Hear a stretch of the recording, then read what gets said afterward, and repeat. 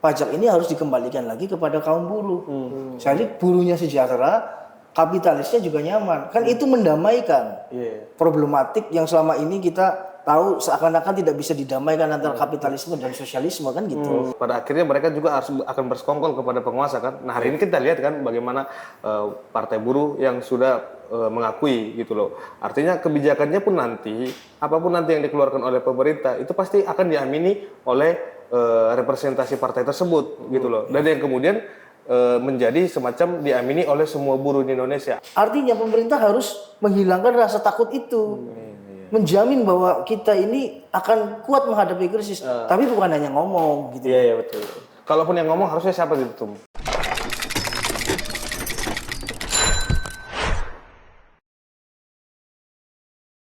Oke, Tum, selamat datang di tempat kita. Oke. Di meja bundar yang sama. Di meja bundar yang sama dengan orang yang berbeda. Yes.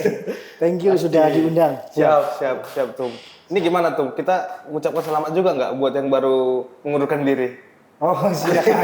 Ya menurut saya kalau memang itu baik untuk komunikasi pemerintah, saya kira kita harus mengucapkan selamat. Betul. Siap. Oke, Tum. Tum, kita di sini kan Tum mau ya diskusi lah sama Ketum. Siap. Kita tahu Tum itu punya keberpihakan terhadap kaum buruh. Ya. Ini menjelang Hari Buruh, banyak hal yang sebenarnya itu mungkin menjadi momok ya bagi kita di tengah keadaan efisiensi, di tengah keadaan ekonomi seperti ini, Tum. Pertama, pandangan Tum gimana, Tum, dengan keadaan banyaknya PHK di mana-mana ini, Tum? Itu gimana, Tum? Ya menurut saya dengan banyaknya PHK itu pertanda bahwa ekonomi kita nggak baik-baik saja. Pasti pertanyaannya kenapa PHK itu terjadi? Karena menurut saya kita kalau ngomongin ekonomi ada satu indikator ya yang disebut ICOR, Incremental Capital Output Ratio. Kalau bahasa gampangnya ya kan, biaya yang dikeluarkan seseorang untuk berinvestasi di Indonesia. Oh iya. Menjalankan bisnis di Indonesia itu angkanya di Indonesia itu di atas 6 berapa. Jadi untuk membuat barang misalnya misalnya kita ingin membuat handphone. Handphone itu harganya $1. Nah, untuk membuat barang yang $1 itu kita harus mengeluarkan $6. Itu kan inefisien. Boros kan. Nah, dari situ kenapa terjadi seperti itu? Nah, kita kemarin sudah melihat kan banyaknya ormas minta THR. Iya. Nah, terus Viral kemudian proposal ormas bahkan sampai pungutan liar baik birokrasi maupun institusi pemerintah yang lain, bahkan ormas yang kemudian menghambat kemudahan berinvestasi. Itu jelas mempengaruhi itu ya, Tum ya? Sangat. Nanti kan yang itu yang dikorbankan adalah buruh. Otomatis kalau biayanya membengkak, yang paling mungkin dikurangi adalah karyawan. Iya, pengecilan cost-nya ya di karyawan, benar. Itu yang sebenarnya sadar tidak sadar itu merugikan masyarakat kita sendiri. Iya. Tuh. Makanya menurut saya kalau pemerintah itu komitmen terhadap pertumbuhan ekonomi kita, misalnya Pak Presiden kan punya cita-cita ekonomi tumbuh 7-8% kan. Nah, itu harus mengurangi itu hambatan investasi. Angka ICOR-nya harus ditekan. Nah, Vietnam itu 4-5%. Iya. 4-5%, Indonesia 6%. Pasti orang lebih tertarik ke Vietnam dong. Iya, pasti. Berarti ada kemungkinan nggak sih, Tum, kalau kemudian gelombang tsunami PHK ini akan berlanjut di bulan-bulan selanjutnya nih, Tum, sepanjang 2025 ini? Pasti, karena apalagi sebenarnya kan sebelum Trump, sebelum ada tarif Trump tarif, itu kita sudah mengalami gelombang PHK. Ada Sritek, terus ada Yamaha, ya kan di Bekasi dan sebagainya. Ditambah Trump, ini akan lebih banyak. Karena perusahaan-perusahaan yang ekspor ke Amerika itu dikenakan tarif. Nah pasti dia nggak mampu untuk, kan itu cost-nya pasti meningkat. Iya. Nah, menurut saya itu akan potensi bangkrut atau bahkan mengalihkan atau mencari di negara yang tarifnya murah. Misalnya Malaysia kan lebih kecil dari kita. Iya. Berarti faktor-faktor ini semerta-merta bukan cuma dari faktor eksternal Ya. yaitu luar negeri, Tapi juga salah satunya dari faktor internal, yaitu ormas-ormas yang ada tadi. Penertiban pertama ya ormas, ya pertama peraturan perundangan yang timbang tindih dan lain-lain itu. Oh, gitu. Kan di kita ini kan sejak zaman Pak Jokowi misalnya ada yang namanya online single submission, OSS, ada PTSP, Iya. satu pintu itu kan. Satu pintu. Tapi faktanya di lapangan tetap aja Banyak pintu. izin keluar 1 tahun kan. Iya. Sama aja bohong gitu loh. Tipu-tipu kan. Bukan satu pintu maksudnya tuh. Satu periode mungkin itu baru keluar. Satu periode tapi banyak pintu. Banyak orang yang kayak misalnya ada pabrik BYD, ormas datang, ada pabrik LG, ormas datang. Itu kan kalau menurut saya pemerintah ini harus serius menertibkan itu. Maksud saya jangan menjadi budaya. Kan ada menteri yang ngomong bahwa kalau ormas minta THR itu jadi budaya. Iya, Kan repot itu kalau Politik jatah preman ini tuh. ya Morgan Stanley, JP Morgan denger itu kan waduh bahaya sekali kalau pungutan liar jadi budaya kan. Betul. Harusnya jangan bersikap itu yang ngomong pejabat bukan rakyat kan gitu. Kalau yang ngomong mungkin kita rakyat biasa nggak didengar oleh JP Morgan, Morgan Stanley kan lembaga-lembaga rating investasi kan. Yang ngomong adalah menteri.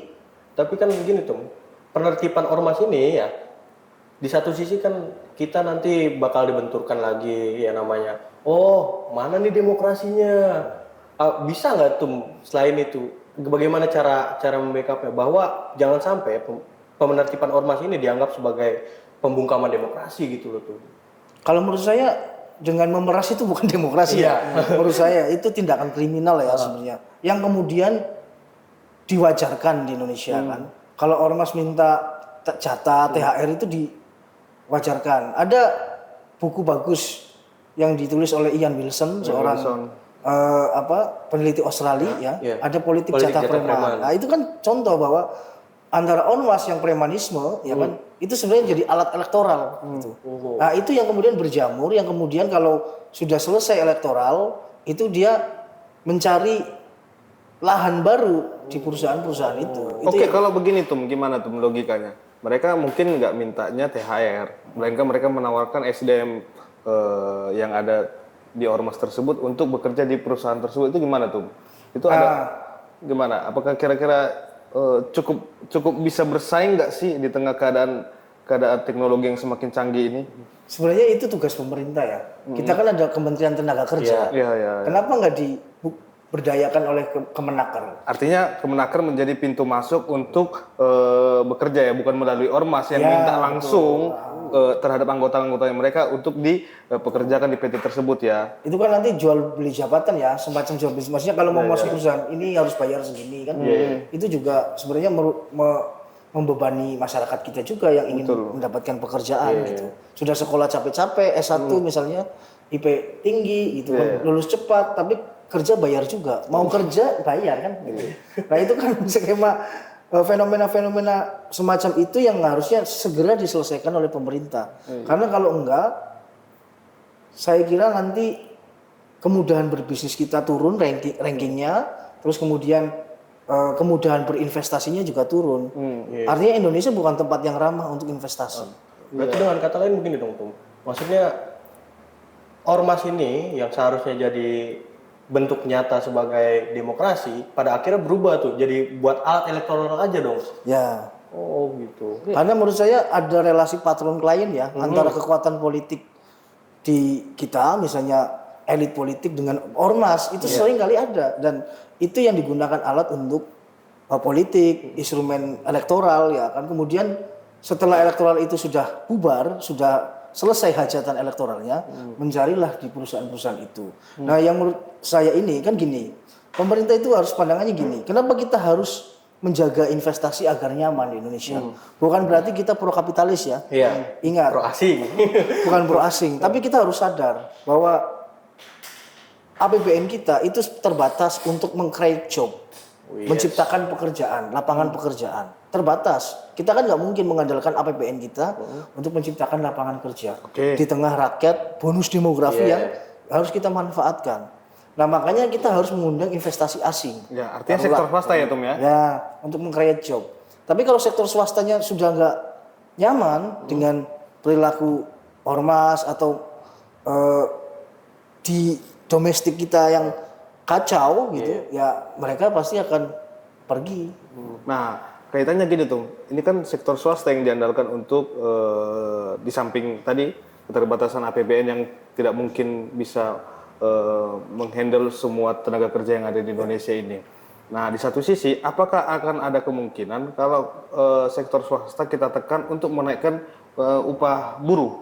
Karena kan jangan sampai May Day ini tidak ubahnya hanya sebatas template tahun ke tahun saja, hanya tuntutan buruh saja, tapi melainkan kenaikannya itu juga tidak ada yang pernah signifikan. Wajar nggak sih kalau kemudian di tahun yang sekarang ini kita buruh secara khusus untuk menuntut upah yang lebih tinggi lagi dari tahun sebelumnya, atau justru malah nanti upah UMR ya di berbagai daerah itu tetap akan mengalami stagnansi, tidak ada kenaikan. Itu gimana kira-kira prediksi itu? Kalau menurut saya gini. Pertama, kalau tuntutannya hanya upah, menurut saya kurang layak lah ya. Kalau menurut saya gini, kita tiru Cina misalnya, negara-negara sosialis, ya kan. Semua kebutuhan hidup buruh, ya kan, pendidikan, kesehatan, perumahan itu ditanggung oleh negara. Dibayar dengan apa? Pajak perusahaan itu. Ketika perusahaan asing membangun pabrik di sini kan ada pajak, tapi diwajibkan harus menggunakan tenaga kerja kita. Nah, kemudian dari pajak ini, pajaknya digunakan untuk mensejahterakan kaum buruh. Ya, perumahannya ditanggung, kesehatannya ditanggung, terus kemudian pendidikan anaknya ditanggung, ya kan? Nah, sehingga gaji kecil pun masih cukup. Karena tidak dibebani dengan iuran BPJS, ya kan? Iuran listrik, pajak motor dan sebagainya. Itu harusnya ditekan semua. Nah, masalahnya gini, kalau kita menuntut gaji upah UMR itu naik, tapi jatah ormasnya naik juga, pengusaha pasti nggak mau, saya yakin. Nggak mau juga ya. Ya, kalau menurut saya kita harus bisa mencari role model, ya kan, yang semangatnya Pancasilais, yang semangatnya mungkin sosialis ya. Ya, seperti dulu Bung Karno katakan, bagaimana kita mengendalikan kapitalisme. Nah, mengendalikan kapitalisme dengan apa? Memastikan modal itu datang ke Indonesia, tapi tidak merugikan masyarakat. Ya dengan apa? Dikontrol apa? Pemerintah harus menyiapkan tanahnya. Jangan sampai tanahnya pengusaha itu berhubungan dengan mafia. Ya kan? Tenaga kerjanya harus dipastikan berkualitas. Ketiga, misalnya dipastikan menggunakan produk Indonesia, maksudnya kayak TKDN lah, komponen-komponennya itu dalam negeri, harus bahan bakunya dari dalam negeri, dan itu harus disiapkan oleh pemerintah, bukan hanya sekedar peraturan ya, tapi industrinya ada nggak, industri kecilnya siap nggak, misalnya Apple mau bangun pabrik di sini, ya kan, supply kabelnya, tembaganya kita siap nggak, UMKM kita, industri nasional kita siap nggak, menyuplai sesuai kebutuhan Apple, misalnya. Itu kan harus disiapkan oleh pemerintah. Nah, kalau sudah ini semua tercover, ya kan, tinggal pemerintah meminta pajak, kemudian pajak ini harus dikembalikan lagi kepada kaum buruh. Jadi buruhnya sejahtera, kapitalisnya juga nyaman. Kan itu mendamaikan problematik yang selama ini kita tahu seakan-akan tidak bisa didamaikan antara kapitalisme dan sosialisme kan gitu. Nah, itu yang dilakukan oleh Deng Xiaoping misalnya. Dan itu saya kira banyak belajar dari Bung Karno lah. Nah, tapi nggak tahu kita pakai formula apa, formula premanisme kan gitu, nggak tahu sejak kapan, saya nggak ngerti. Ini menarik nih tuh, kalau misalkan melihat pemerintah kita yang dengan keadaan yang di awal periode aja udah mulai kompleks nih, mampu nggak kira-kira? Ini buat buat buruh yang memang buruh ini udah pasti nih, dan tiap tahun udah pasti ada dan makin banyak, dan rata-rata kita ya pasti pekerja dong. Mampu nggak sih tuh buat pemerintah saat ini kira-kira buat nge-backup itu semua tuh? Pertanyaan saya di tengah kondisi ya selain di dalam negeri yang seperti itu dan luar negeri ini. Ya, ketidakpastian global. Ketidakpastian. Pertanyaan saya sederhana. Kemarin buruh-buruh yang di PHK gimana nasibnya? Sudah ada peran dari pemerintah untuk menjamin bahwa satu, selama mereka mencari pekerjaan, hak-hak mereka sudah terpenuhi nggak? Misalnya pensiun, ganti pesangon dan sebagainya. Itu apakah sudah dijamin oleh? Kalau nunggu misalnya kayak Sritek ya, nunggu kolaps. Pengadilan tata niaga itu clear, ya itu lama dong. Masalahnya di tengah masa tenggang itu menunggu putusan pengadilan misalnya, itu buruhnya makan apa, bekerja apa, kan gitu. Hanya makan harapan nanti mereka. Itu yang repot kan, padahal Wamenakar kan sudah Berjanji sangat kan, bersemangat ya. Waktu kampanye di Seritek kan. Betul. Ini wajah Pak Prabowo gitu kan. Saya kira itu harus dipikirkan lah. Kalau enggak, masalahnya begini Bung. Kalau menurut saya pemerintah hari ini itu harus mulai melihat situasi kelas menengah kita. Karena kelas menengah ini sangat berpengaruh dalam dinamika politik Bung. Dimanapun. Misalnya kita lihat revolusi Prancis, itu kan dimulai dari keresahan kelas menengah. Kelas menengah, betul. Ya kan, yang tidak nyaman atau resah dengan kebijakan-kebijakan monarki waktu itu, ya kan, Raja Louis, ya kan. Nah itu yang harus dilihat bahwa sejarah dunia ini, terutama sejarah perubahan sosial, itu selalu dimotori oleh kelas menengah. Nah itu yang harus kita pemerintah itu harus benar-benar hati-hati memperlakukan kelas menengah ini yang dulu punya pekerjaan, pendapatannya bisa menabung, sekarang makan tabungan, ya kan, tabungannya dari 3 juta turun Bung 1,3 juta. Nah ini kan berbahaya kalau semacam itu, daya beli menurun, kualitas hidup mereka menurun. Saya kira mereka juga akan menuntut peran pemerintah. Itu yang menurut saya harus hati-hati. Jadi tuh kalau saya sih mikirnya kalau ekonominya ini sekarang lagi tidak pasti, ditambah lagi dari dalam negerinya juga dipenuhi dengan birokrasi yang begitu jelimet. Nah, dalam kehidupan sosial kerakyatannya itu justru malah berhadapan dengan politik jatah preman tadi ya. Ya wajar saja kalau kemudian investor itu agak ragu kalau kemudian ke Indonesia. Di samping itu situasi politik kita juga lagi carut marut ya. Jadi kalau kemudian posisi buruh ini untuk bisa bertahan bagaimana tuh? Kalau kan buruh nggak bisa membuat sebuah gebrakan kalau kemudian nyata-nyatanya representasi mereka ini dalam hal ini partai itu tidaklah memiliki sebuah visi misi yang jelas gitu loh. Pada akhirnya mereka juga akan bersekongkol kepada penguasa kan. Nah hari ini kita lihat kan bagaimana partai buruh yang sudah mengakui gitu loh. Artinya kebijakannya pun nanti, apapun nanti yang dikeluarkan oleh pemerintah itu pasti akan diamini oleh representasi partai tersebut gitu loh. Dan yang kemudian menjadi semacam diamini oleh semua buruh di Indonesia. Apakah tipikal buruh Indonesia itu mau saja menerima gitu loh tuh? Iya, sebenarnya tidak ya, tapi kan kita tahu ya, ini kalau kita baca sejarah secara panjang, penghancuran kekuatan buruh atau kelas pekerja ya, kalau dulu diksi-diksi kiri kan selalu mengatakan kelas pekerja. Ini kan ada upaya penghancuran secara menurut saya masif di era pasca 65 ya, tragedi 65 terus masuk ke Orde Baru, itu ada penghancuran kekuatan buruh, ya kan, di Indonesia. Bahkan kata buruh pun diganti karyawan. Itu kan eufisme yang dibuat oleh Orde Baru untuk menghilangkan kesan revolusioner. Dalam kata buruh itu kan seringkali dipakai oleh organisasi-organisasi kiri misalnya. Saya diktumnya Karl Marx, buruh sedunia bersatulah misalnya. Nah ini kan sebenarnya secara historis kita kehilangan kekuatan progresif revolusioner yang ada di kelompok buruh, sehingga yang muncul itu kalau menurut saya ya, ini kan waktu zaman Orde Baru semua dikontrol oleh negara, ya kan, ada dulu Soksi ya kan, dan sebagainya. Itu adalah sebenarnya pernak-pernik yang diciptakan Orde Baru untuk mengontrol semua elemen masyarakat. Menurut saya ekses dari itu ada. Itu jadi yang terjadi hari ini adalah ekses dari sejarah, pengaruh aktif dari sejarah Orde Baru itu, sehingga kita mungkin ya kecil rasanya kekuatan buruh yang progresif revolusioner tadi yang dibilang Bung J itu.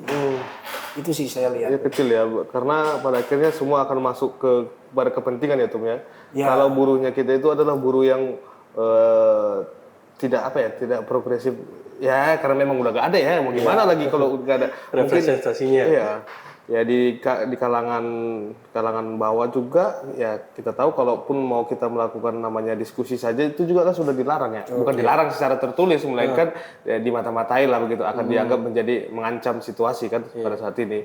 Kayak misalnya di kelompok nasionalis kan dulu ada Kesatuan Buruh Marenis.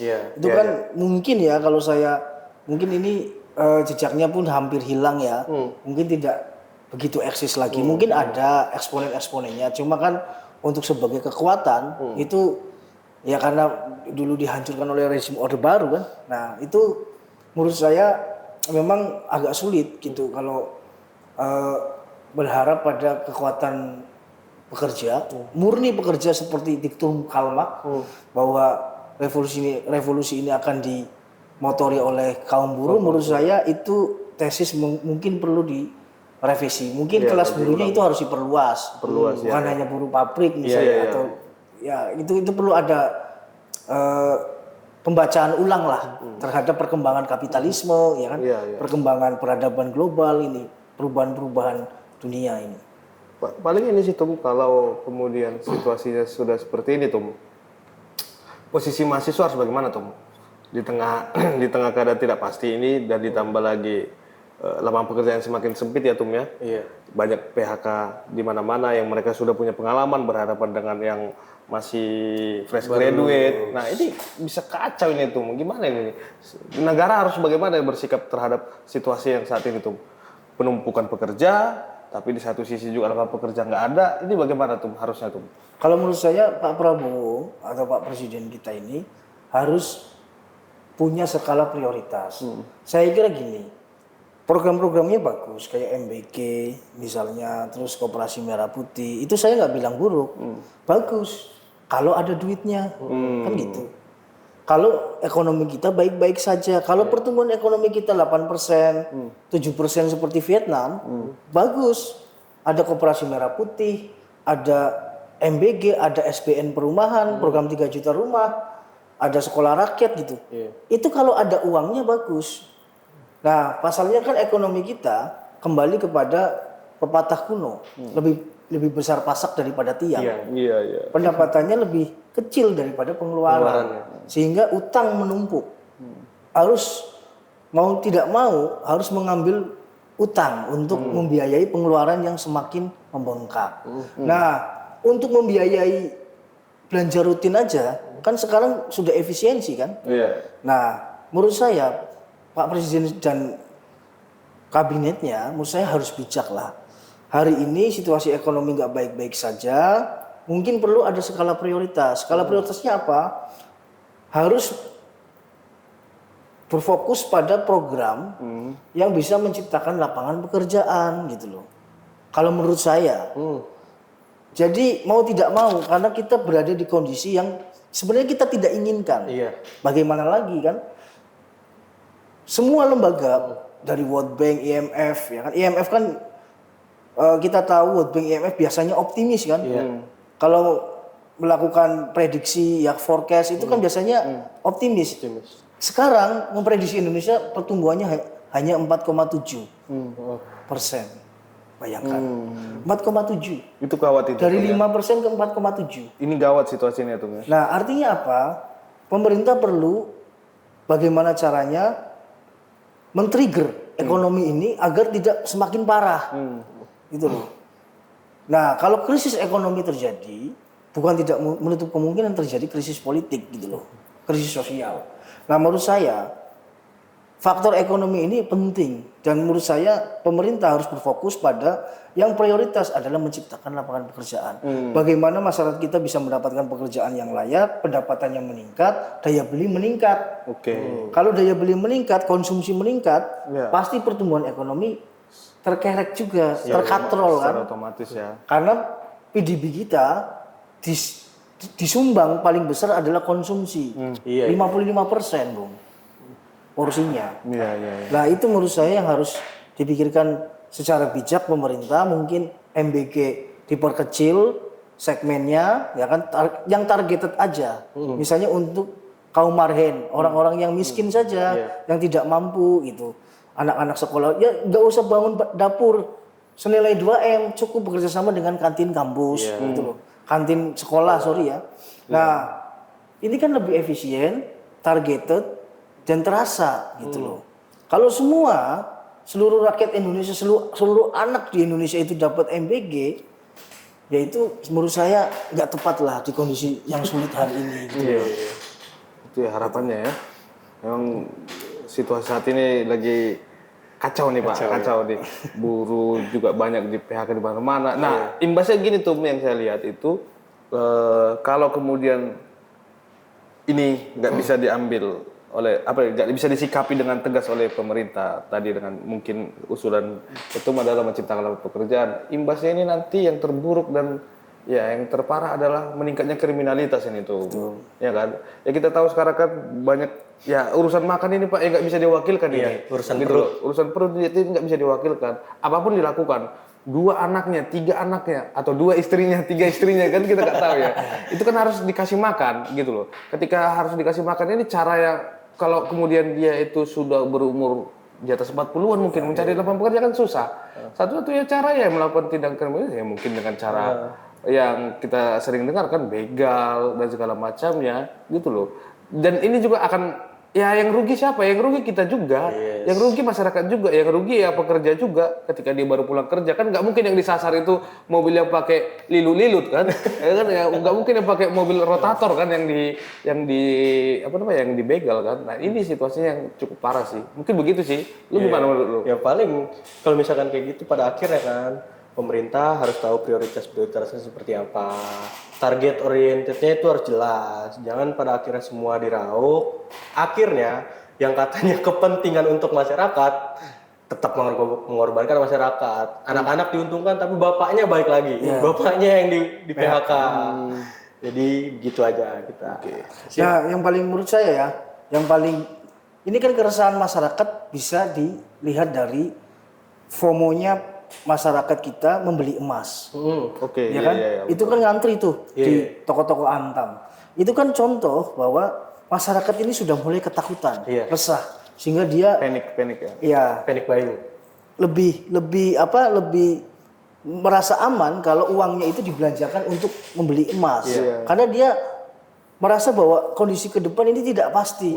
Bisa saja taruhlah ekonomi saya bisa jatuh dan nggak siapa yang bisa menolong saya kan gitu. Betul. Nah, padahal menurut saya pemerintah rugi loh kalau masyarakat banyak membeli emas. Kenapa rugi? Uangnya dibelanjakan untuk aset yang tidak bergerak, emas ini, yang tidak produktif, ya kan? Jadi perputaran uangnya mandek. Ya kan? Tidak untuk konsumsi dan sebagainya. Karena apa? Masyarakat sudah menahan. Oh ini sudah tidak pasti nih. Saya harus pintar mengatur keuangan kan gitu dulu. Bisa ngopi di Starbucks seminggu 3 kali, udah 1 kali aja uangnya kita buat beli emas kan gitu. Nah ini akhirnya berdampak ke ekonomi secara keseluruhan. Karena nggak muter ya. Iya, itu yang berbahaya menurut saya. Artinya pemerintah harus menghilangkan rasa takut itu. Menjamin bahwa kita ini akan kuat menghadapi krisis. Tapi bukan hanya ngomong gitu. Iya betul. Kalaupun yang ngomong harusnya siapa gitu Tum? Ya bisa tim ekonomi presiden, bisa presiden itu sendiri. Tapi dengan tindakan juga, dengan tindakan nyata. Atau setidaknya saya kira, narasi. saya kira yang ngomong itu harusnya yang kemarin baru mundurin diri. Nah itu dia. Itu nanti dimasak aja. Dimasak aja. Oh iya itu. Emasnya dimasak aja. Aduh, juga kasar sekali tuh. Oke, gimana? Cukup ya? Cukup ya. Oke, Tum. Thank you ya, teman-teman.